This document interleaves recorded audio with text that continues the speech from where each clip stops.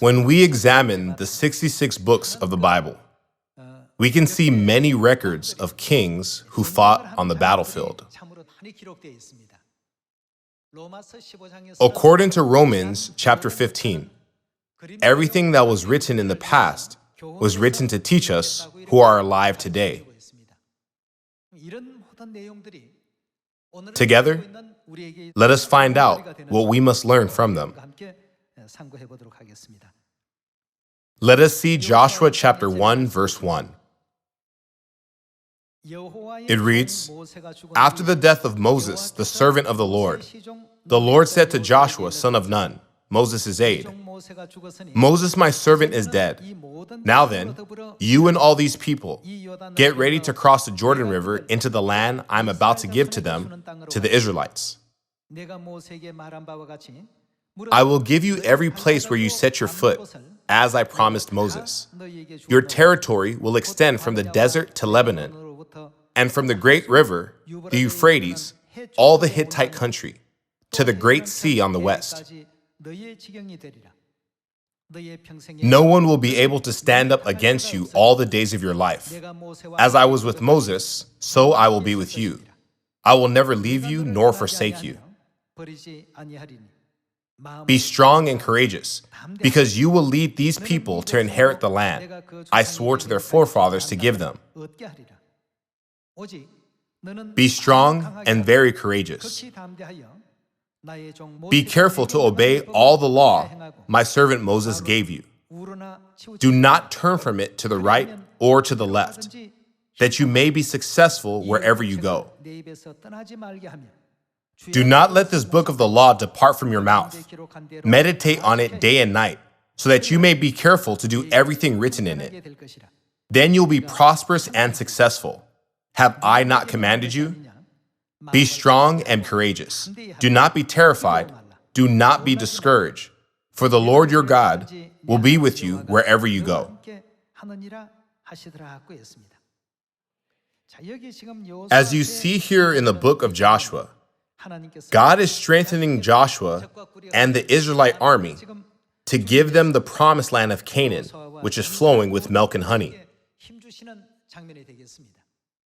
After this, they started their conquest to take over the land of Canaan, flowing with milk and honey. Let's turn to chapter 6, verse 1. It reads, "Now Jericho was tightly shut up because of the Israelites. No one went out, and no one came in. Then the Lord said to Joshua, 'See, I have delivered Jericho into your hands, along with its king and its fighting men.' Then, let us see what took place before they conquered the land of Jericho. Let us turn to chapter 5. Chapter 5, verse 10 reads, "On the evening of the 14th day of the month, while camped at Gilgal on the plains of Jericho, the Israelites celebrated." What did they celebrate? They celebrated the Passover. The day after the Passover, that very day, they ate some of the produce of the land, unleavened bread and roasted grain. The manna stopped the day after they ate this food from the land. There was no longer any manna for the Israelites, but that year they ate of the produce of Canaan. Now when Joshua was near Jericho, he looked up and saw a man standing in front of him with a drawn sword in his hand. Joshua went up to him and asked, "Are you for us or for our enemies?" "Neither," he replied, "but as commander of the army of the Lord, I have now come." Then Joshua fell face down to the ground in reverence and asked him, "What message does my Lord have for this servant?" The commander of the Lord's army replied, "Take off your sandals, for the place where you are standing is holy." And Joshua did so.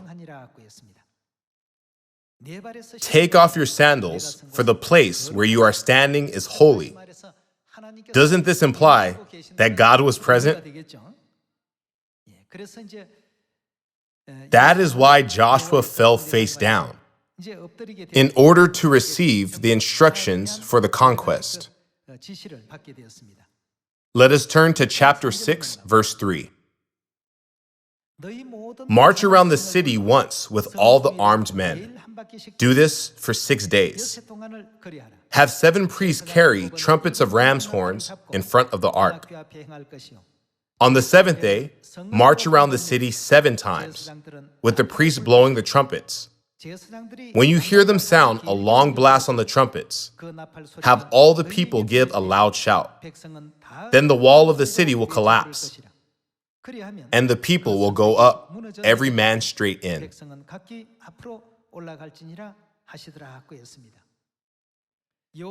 Joshua regarded God as the commander of the Israelite army, and himself only as a representative. Joshua was very wise. He believed that with God as the commander of the army, all the work of conquering will be accomplished graciously. Isn't this the way Jericho fell before the Israelites? We can see that victory or defeat do not depend on the size of the army.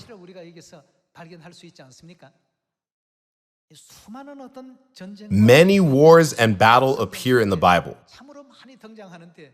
But the question is, what can we learn from them today? Isn't this all teaching us that we should always regard God as the commander of our army in the spiritual battle of this age? When we proceed by carrying out all the teachings given to us as representatives of God, then what will be the end result of our battle? We will be victorious. Thank you very much.